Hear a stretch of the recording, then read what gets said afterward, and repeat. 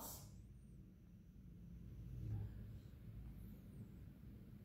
И аз написах едно стихотворение, което госпожата ми по физика много хареса и мога да го цитирам.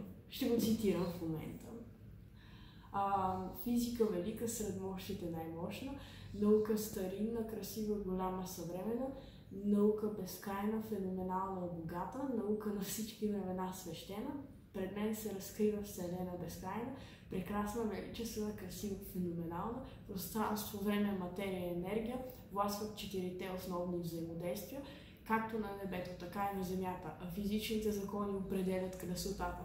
Колко много тайни ни остава да разкрием и какви красоти ни остава да видим. Алберт Айнщайн, Исак Нютон, Нилс Бор, Макс Планк, Хайнрих Херц, Георг Гом, Александър Волта, Никола Тесла и много други физици открили неща нови, невероятни, интересни, велики.